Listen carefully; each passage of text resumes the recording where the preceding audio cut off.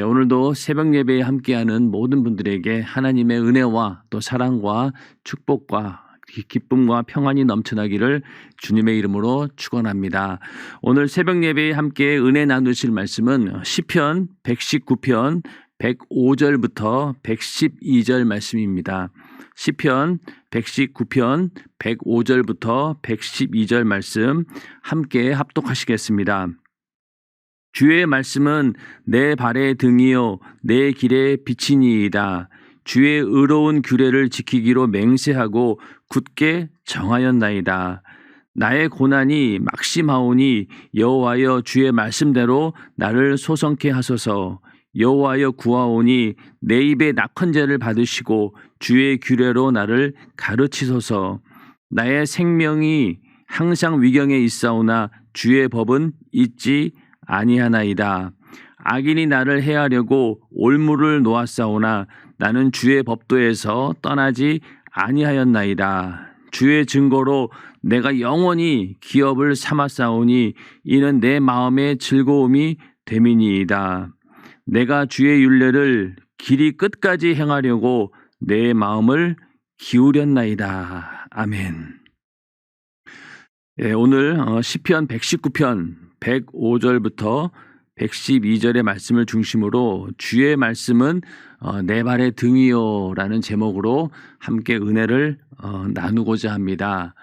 오늘 이 105절에 보면은 내 발의 등이요 내 길의 빛이니이다 라면서 빛에 대한 얘기가 나오는데, 이 빛이라고 하는 것은 하나님께서 천지 만물을 창조하실 때 제일 먼저 혼돈과 공허와 또 흑암 가운데 있던 이 모든 이 우주의 질서를 빛이 있으라 하심으로 인해서 그 혼돈 속에 있는 또 공허함 속에 있는 흑암 속에 있는 이 우주의 질서를 빛이 있으라 하심으로 인해서 생명을 불어넣고 또 모든 그 질서를 만드셨습니다. 뿐만 아니라 또 우리 인간의 구원의 역사, 죄로 인해서 영원한 그 흑암, 지옥의 그 사망을 피할 길이 없던 우리 인간들에게 구원해 주시기 위해서 하나님께서는 하나님의 아들 예수 그리스도를 보내주셨는데, 그분은 하나님과 함께 하시던 말씀으로 계시던 분이었고 그 말씀이 육신이 되어서 이 땅에 올 때 빛으로 오셨다. 빛으로 오셔서 그 빛은 곧 우리 인간을 구원한 생명이었다라고 성경은 말씀하고 있습니다. 이 빛이라고 하는 것은 천지를 창조하는 일에 또 모든 영육간의 질서를 만들어내는 일, 그리고 우리 인간의 영혼을 구원하는 역사까지 그 모든 일들을 빛으로 이렇게 얘기를 하고 있습니다. 그러므로 하나님 말씀이 내 발의 등이요 내 길의 빛이니이다 라고 하는 것은 우리의 모든 생명의 근원이 여기에 있고, 또 우리가 이 땅에 살아가면서 정말로 하나님 말씀만이 우리 인생을 올바로 인도할 수 있는 그런 하나님이 주시는 생명이다. 이것을 오늘 우리는 말씀을 통해서 알 수 있습니다. 이렇게 하나님께서는 우리에게 영육간의 빛이라고 하는 그런 생명을 주시면서 우리를 인도하고 계시는데, 우리 인간은 이러한 빛에 대한 의미를 모르고 삽니다. 홍콩에 가면은 가장 유명한 관광 코스가 지금은 어떤지 모르겠지만은 예전에 제가 90년대 초반쯤에 그때만 해도 홍콩 그러면은 가장 유명한 관광지가 어디였냐면은 홍콩 야경이었습니다.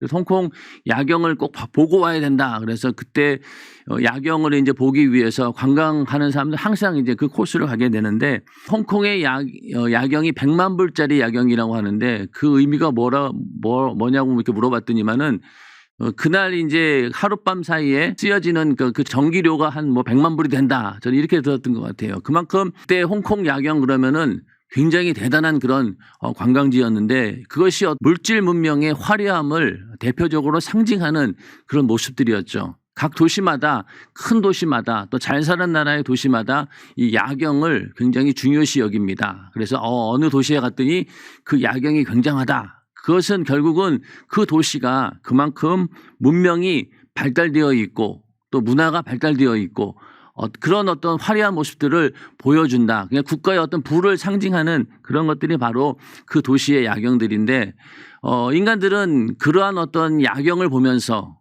그런 화려한 어떤 물질 문명을 바라보면서 만족을 느끼려고 합니다.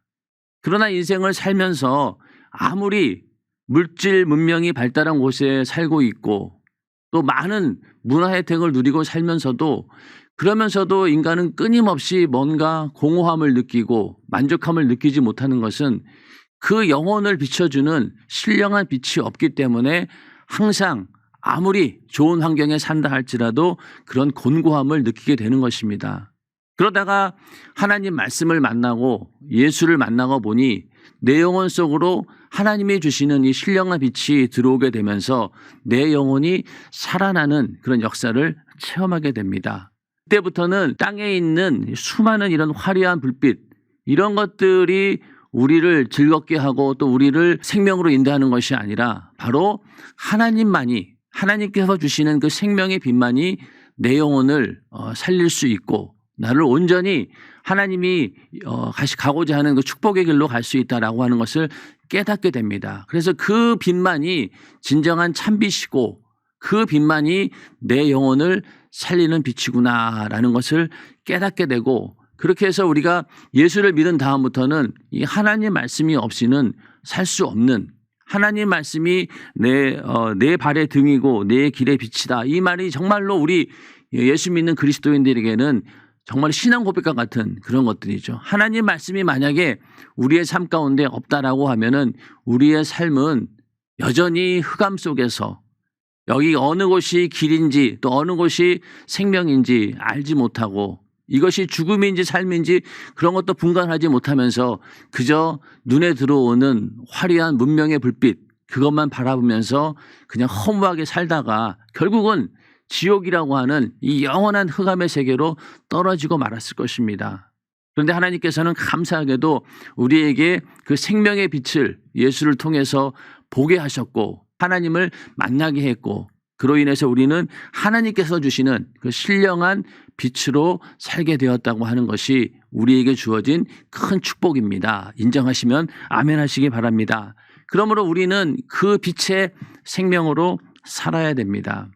이렇게 이 하나님께서 우리에게 주신 빛이라고 하는 것은 내 영혼이 사느냐 죽느냐의 문제이고 내 영혼이 죄로 인해서 영원한 지옥이냐 아니면은 하나님이 주시는 영원한 천국이냐 영원의 때에 생사 여부가 영원한 생명이 왔다 갔다 하는 그런 중요한 문제가 바로 내 안에 하나님 말씀이라고 하는 그 빛이 있느냐 없느냐에 따라서 그만큼 영원한 문제가 왔다 갔다 하는 아주 그러한 중요한 내용입니다. 그런데 오늘날 많은 사람들은 이 하나님 말씀이 등이요 내 길의 빛이다라고 하는 것을 오해하고 또 그 의미를 축소시켜 가지고 마치 우리가 인생을 살면서 수많은 어떤 선택의 상황들이 있지 않습니까? 뭐 작은 일이든 큰 일이든 그런 일 가운데 우리가 어떤 일들을 선택할 수 있도록 도와주는 뭐 그런 정도의 가이드 역할을 한다 이렇게 오해하는 사람들이 많습니다. 여전히 우리는 내 육신은 물질의 문명을 누리고 싶고 문화의 혜택을 누리고 살면서 그 가운데서 육신의 즐거움을 좀 더 주기 위해서 더 좋은 것을 선택하기 위해서 하나님께서 그런 지혜를 주신다라고 착각하는 그런 사람들이 많다는 거죠. 하나님께서 우리에게 주신 이 말씀의 빛이라고 하는 것은 내 영혼이 사느냐 죽느냐의 문제라고 했습니다. 이것은 생존의 문제인 거죠.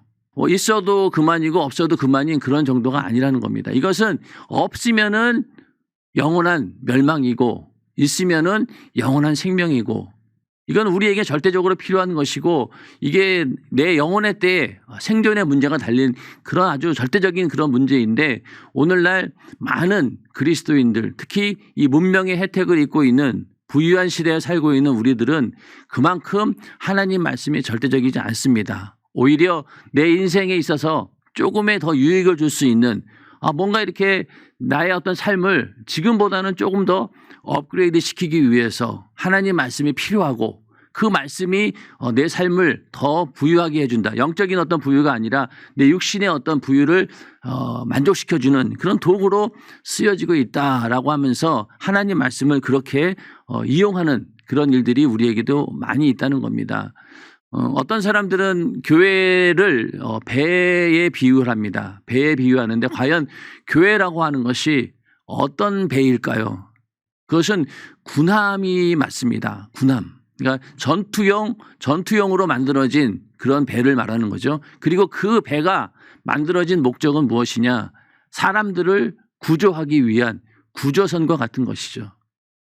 그래서 원래는 이 교회라고 하는 이 배는 많은 영혼들을 구원하기 위한 구조선이었고, 또 악한 마귀 역사, 음부의 권세와 싸우기 위해서 전투하기 위한 군함이었습니다. 그런데 세월이 지나면서 점점 그 원래의 목적을 잃어가게 됩니다. 그러면서 오늘날 교회가 마치 그 군함이었어야 되는데, 군함의 역할을 계속 하고 있어야 되는데 유람선이 되어버린 거죠. 자, 군함이라고 하면은 그 속에 있는 사람들은 항상 전투태세를 갖추고 언제든지 전쟁할 준비가 되어 있고 싸울 준비가 되어 있는 그런 완전 무장한 그런 군사들이 그곳에 타고 있고 언제나 그런 상황을 준비하고 있어야 되는데, 만약에 그 배가 군함이 아니라 유람선이 되어버린다라고 하면 어떻게 되겠습니까? 전투하려고 하는 사람들은 없고 전부 다 누워서 그 상황을 즐기려고 하는, 유람선에는 모든 것들이 다 있잖아요. 그러면 그 안에서 그냥 먹고 마시면서 즐기려고 하는 그런 사람들로 가득한 곳이 교회가 되어버렸다라고 하면서 오늘날 교회가 원래의 사명, 많은 영혼들을 구원하는 그런 구조선의 역할, 또 그러기 위해서 치열한 영적인 싸움을 해야 함에도 불구하고 그런 것들은 등한시하고 오히려 유람선처럼 그냥 자기들이 모여서 그냥 즐기자 이런 정도로 교회의 역할이 끝나버린다라고 하는 것을 개탄하면서 이런 비유를 말하고 있습니다. 마찬가지로 이 하나님 말씀이라고 하는 것도 전쟁할 때 그걸 조명탄이라고 하나요? 신호탄이라고 하나? 왜 이렇게 적과 싸울 때 이쪽에서 공격하기 위해서 신호탄을 빵 쏘지 않습니까? 그러면 갑자기 그 주위가 확 밝아지면서 적군의 모습을 볼 수 있기 때문에 그때 공격하든지 아니면 이동하든지 그렇게 하는데, 우리는 그것이 그 신호탄을 쏘는 이유가 뭡니까? 이 싸움에서 이기기 위한 어떤 전투 상황에서 벌어지고 있는 그런 불빛인데, 그 불빛을 보고 야, 이게 불꽃놀이 참 재밌다라고 판단하고 있다라고 하면은 이게 얼마나 참 어리석은 일이냐는 거죠. 그런 것처럼 오늘날 그리스도인이라고 하면서도 하나님 말씀이 내 발의 등이요 내 길의 빛이다라고 하는 이 사실을 어떤 내 영혼이 사느냐 죽느냐의 그런 생존의 문제로 느끼지 않고, 또 내가 지금 이 처하고 있는 상황이 영적인 치열한 싸움 가운데 있다라고 생각하지 않고 오히려 빛을 가지고 그냥 불꽃놀이처럼 즐기고 있다. 정말 멋있네. 이러면서 그 빛을 보고 그냥 그렇게 느끼고 있다라고 하면은 정말로 철없는 그런 사람들이죠. 그만큼 무지한 사람입니다. 하나님 말씀이라고 하는 빛에 대해서 철저하게 오해하고 있는 그런 사람들이죠. 우리는 이 하나님 말씀이 내 발의 등이요 내 길의 빛이다라고 했을 때 이 빛이라고 하는 것은 쭉 말씀드린 것처럼 내 영혼이 죽느냐 사느냐, 그것도 영혼이 죽느냐 사느냐의 문제가 달린 우리의 생명이 왔다 갔다 하는 그런 생존의 문제이다. 여기서 내가 악한 마귀에게 빼앗기면은 나는 지옥으로 끌려가는 것이고, 거기서 살아남으면은 나는 영원한 생명이다. 이런 어떤 절대적인 그런 위기 상황을 인식하지 않는다라고 하면은 우리의 신앙은 잘못되어 가고 있는 것입니다. 그런데 오늘날 많은 사람들은 그런 것들을 그렇게 생각하지 않죠. 그냥 하나님 말씀이 내 발의 등이요 내 길의 빛이다라고 하면은 그냥 우리 인생 살면서 어떤 일을 선택할 때 도움이 되는 그 정도의 어떤 어드바이스 역할을 하는 그런 걸로 생각한다라고 하면은 우리는 철저히 영적인 상황을 제대로 인식하고 있지 않는 것입니다. 이 하나님께서 우리에게 주신 이 말씀의 빛이라고 하는 것은 내 영혼이 사느냐 죽느냐의 문제다. 이런 어떤 위기 상황을 인식하고 우리는 신앙생활을 해야 될 것입니다. 그런 일들이 꽤 많이 있습니다. 예를 들면은 여호와는 나의 목자시니 이렇게 얘기할 때도 이 목자라고 하는 개념이 우리나라 사람들은 항상 떠오르는 게 뭐냐면은 아주 푸른 초장이 있고 양들을 방목하죠. 그냥 목자는 저기 그늘에 나무 그늘에서 누워 있으면서 쉬고 있고, 양들은 그냥 편안하게 풀을 뜯는 그런 굉장히 낭만적인 모습을 우리는 상상하게 되는데, 실제로 팔레스타인 지역의 목자들은 그렇게 여유로울 수가 없습니다. 왜냐하면 땅이 굉장히 척박하기 때문에 양들에게 먹일 수 있는 그런 풀이 있는 곳이 별로 없어요. 그러므로 이 목자는 끊임없이 그 양떼들을 끌고 골짜기도 올라가고 또 내리막길도 가고 험한 길도 가고 그렇게 해서 그 양들이 먹을 수 있는 목초지를 찾아내야 된다는 겁니다. 그러니까 얼마나 힘들고 어려운 일이겠어요. 사막과 같은 그런 광야 같은 곳에서 이 양들을 먹이려고 하니 그게 굉장히 힘든 상황입니다. 그러니 이 목자 입장에서는 그렇게 한가롭게 나무 그늘에 누워가지고 이렇게 뭐 빈둥빈둥 거릴 그럴 시간이 없다는 거예요. 계속해서 양들을 먹일 수 있는 그런 곳을 찾아내야 되고 또 거기에서 계속해서 양들을 지켜야 되고 또 수많은 그 짐승들이 그 양떼들을 공격하기 때문에 그걸 보호하는 그런 상황이기 때문에 한시도 마음을 놓을 수가 없다는 거죠. 그럼에도 불구하고 우리는 목자 그러면은 항상 이 푸른 초장 그리고 거기서 양들은 편안하게 풀을 뜯고 그리고 목자는 편안하게 누워서 잠자고 있는 그런 모습을 연상하는데 그게 아니란 얘기죠. 마찬가지로 오늘날 우리의 신앙생활하는 이 영적인 현실도 그렇게 낭만적이고 그렇게 편안한 상황이 아니라는 겁니다. 이 약한 마귀는 우는 사자가 삼킬자를 찾는 것처럼 어떻게든 예수 믿는 우리들을 공격하려고 하고 있고 호시탐탐 노리면서 우리의 생명을 뺏어가려고 하는 그런 상황 가운데에서 그렇게 한가롭게 여유롭게 있을 만한 그런 어떤 상황이 아니라는 것입니다. 만약에 이러한 우리가 정말로 이 영적인 현실을 제대로 인식할 때 우리는 영적으로 깨어있다라고 말할 수 있는 것이죠. 그러므로 내 발의 등이요 내 길의 빛이나이다라고 하는 이 말씀은 내 영혼이 사느냐 죽느냐의 그런 문제에 달려있다는 겁니다.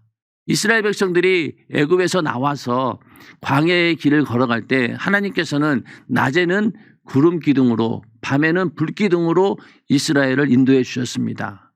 그 상황이 어떤 상황입니까?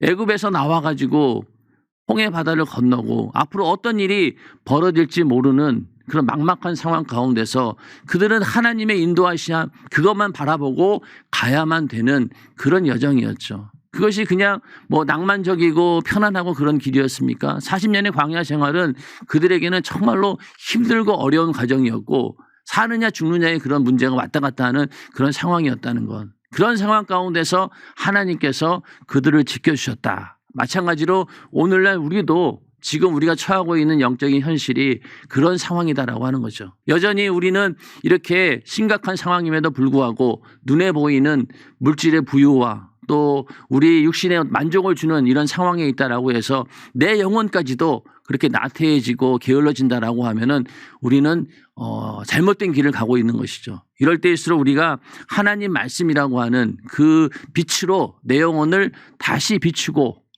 그 빛으로 생명을 얻어서 올바른 길로 가야 된다는 것입니다. 우리에게 이것이 죄냐 아니냐 영원한 죽음이냐 아니냐를 판가름시켜주는 그런 역할을 하는 것이 바로 하나님 말씀이죠. 시편 56장 13절에도 보면은 주께서 내 생명을 사망에서 건지셨습니다. 주께서 나로 하나님 앞 생명의 빛에 다니게 하시려고 실족치 않게 하지 아니하셨나이까. 결국 이 생명의 빛에 다니게 하시려고 또 실족치 않게 하기 위해서 하나님 말씀을 주신 거라는 거죠. 이거는 내가 이런 여러 가지 선택 가운데서 하나를 내가 선택하고 뭐 이런 어떤 그런 상황이 아니라 선택하느냐 안 하느냐에 따라서 실족하느냐 안 하느냐 이런 문제라는 거죠.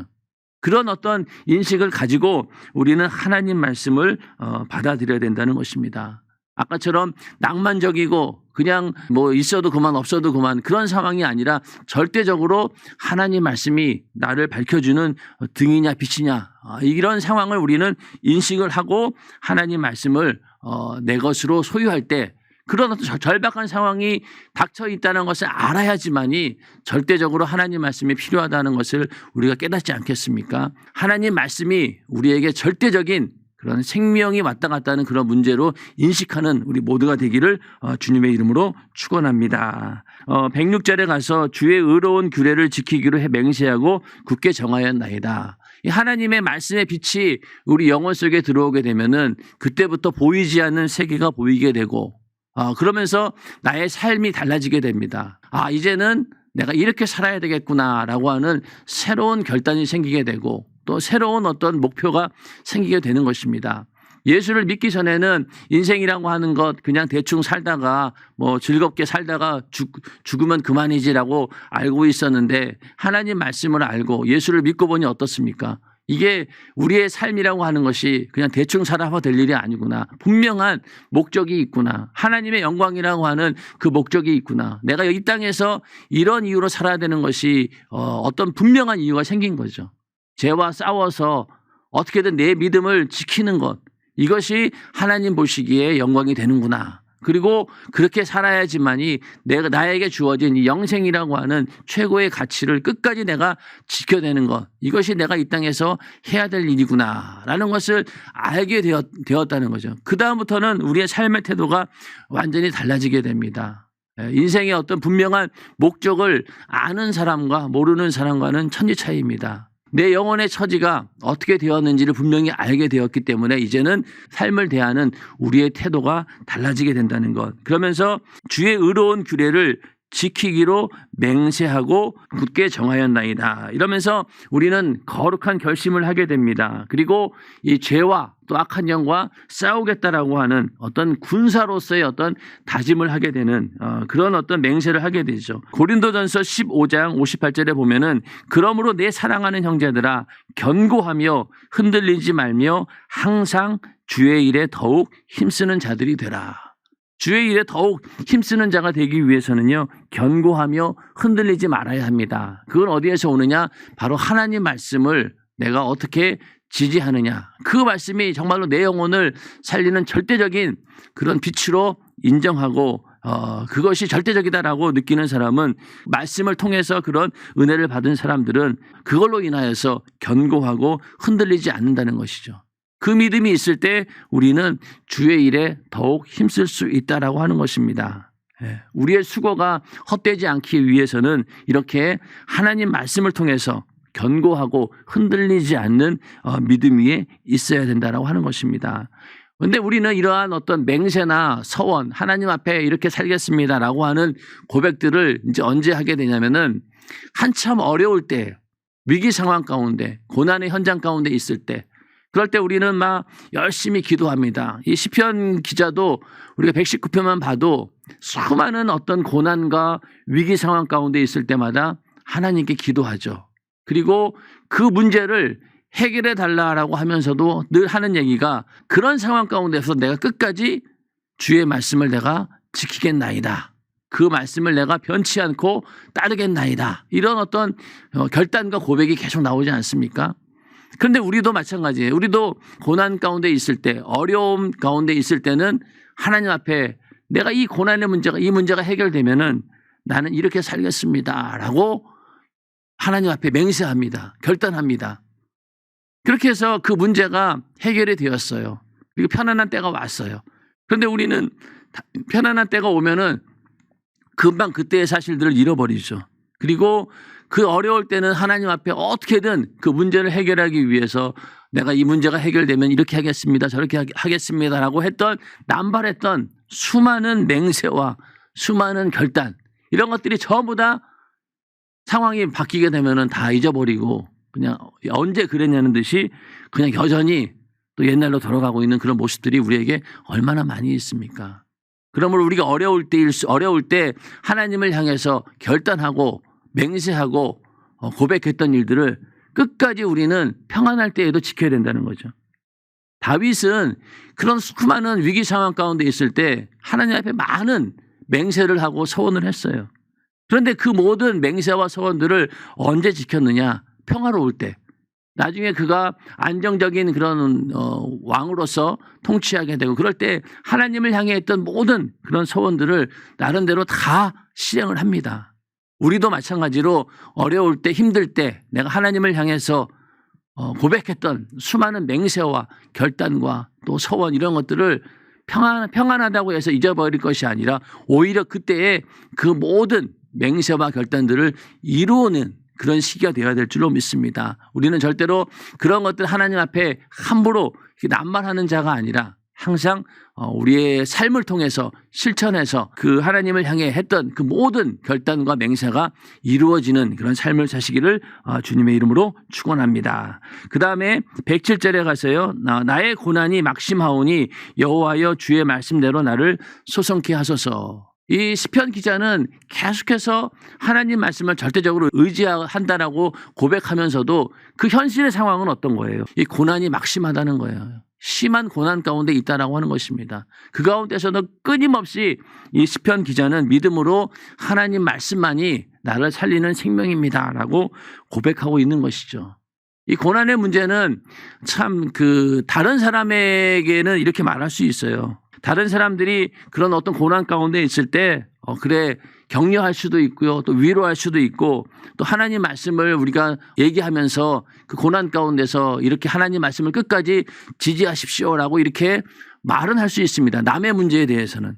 그러나 막상 나에게 그런 고난의 문제가 닥쳤을 때 우리는 당황하게 되고 또 그 가운데서 어떤 경우에는 믿음을 잃어버리는 그런 경우도 있다는 것이죠. 그만큼 이 고난의 문제는요, 당해보지 않은 사람은 모른다는 겁니다. 그러므로 우리가 고난에 처한 사람들을 위로할 때 나도 그런 일을 당해본 사람은 그 사람의 심정을 안다는 거죠. 아파서 죽을 고비를 넘겨본 사람만이 아픈 사람의 심정을 알고 또 가난에 찌들어서 정말로 어려운 상황을 겪어본 사람만이 가난한 사람의 심정을 아는 것처럼 우리도 마찬가지로 남을 위로하기 전에 과연 내가 저런 처지가 되었을 때 나는 어떻게 했을까? 그걸 한번 생각을 해보면서 우리는 얘기를 해야 됩니다. 너무 쉽게 믿음으로 하면 되지, 기도하면 돼, 이렇게 쉽게 얘기할 일이 아니란 얘기예요. 그 고난당한 사람 입장에서는 그렇지 않다라고 하는 그 말 한마디는 그 사람도 모르겠냐고요. 알죠. 그러나 알긴 알되 그것이 정말로 행동으로, 믿음의 행동으로 나오기까지는 많은 어려움이 있다는 것. 그럴 때마다 우리의 위로는 그들을 살릴 수 있는 생명이 되어야 되는 것이지 그냥 말 한마디 던진다고 해서 그게 해결되는 문제는 아니란 얘기입니다. 그래서 함께 공감하면서 나도 그런 고난을 겪어봤다라면서 서로 공감하면서 위로가 이루어져야 되는 것이지 그렇지 않고는 그냥 남의 이야기일 뿐이라는 것이죠. 이렇게 이 시편 기자는 고난 가운데 있었다라고 하는 것. 그러나 그 말씀이 나를 살린다라고 계속 고백을 하고 있습니다. 108절에 여호와여 구하오니 내 입에 낙헌제를 받으시고 주의 규례로 나를 가르치소서. 이 낙헌제라고 하는 것은 자원하는 그런 제물, 하나님께 올려드리는 제물을 말하는데 제사 가운데도 여러 가지가 있습니다. 반드시 드려야 되는 제사가 있고 또 속죄를 위해서 드려야 되는 그런 제사가 있는데 여기 낙헌제라고 하는 것은요, 하나님께 감사와 또 내가 받은 은혜를 표현하는 그런 제사를 말하는 것입니다. 이것은 자발적으로 드리는 제사죠. 그리고 구약 시대에는 여러 가지 제물을 통해서 드렸지만은 오늘날 우리가 드리는 이 낙헌제라고 하는 것은 하나님께 감사하는 마음으로 하나님께 찬양하면서 올려드리는 그런 고백을 말하는 것이죠. 그래서 입을 열어 내 입에 낙헌제를 받으시고라는 얘기는 입을 열어서 기쁨과 감사의 심정으로 하나님께 기도와 찬양을 올려드린다라고 하는 것입니다. 자, 우리는 하나님께 받은 은혜 외에는 아무것도 내세울 게 없는 그런 자들입니다. 내가 지금 살고 있는 그 자체가 하나님의 주시는 은혜고 이 땅에 우리가 태어날 때 뭘 가지고 나왔습니까? 아무것도 없잖아요.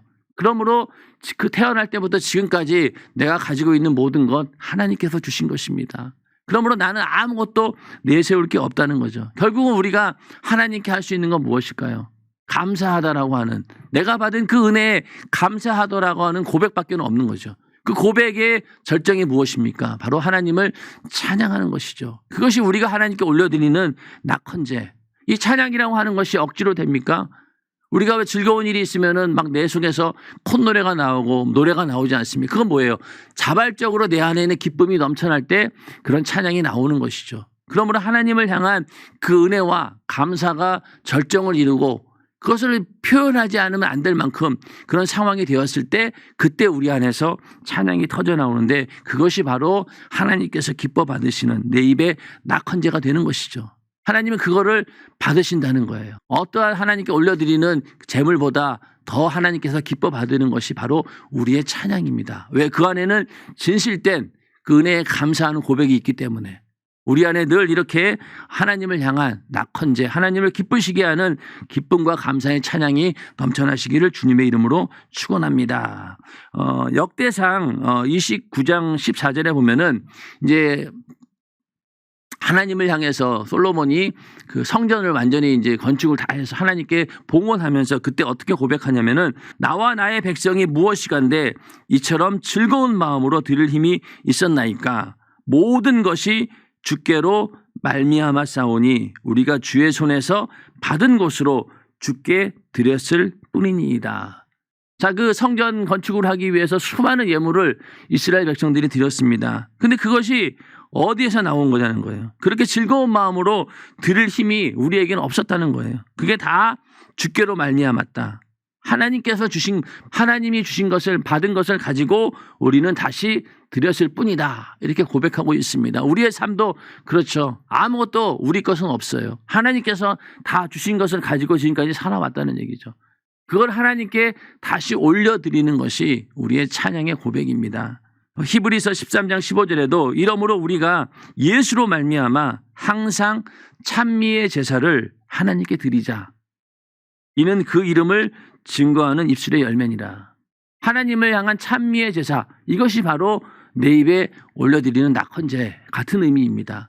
우리는 하나님께 찬양한다라고 하는 것이 얼마나 하나님을 기쁘시게 하는 고백인지 모릅니다. 하나님은 그 찬양 자체가 더 기쁨이 되는 거죠. 왜? 그 안에는 진실함이 있기 때문에, 은혜에 대한 감사가 있기 때문에.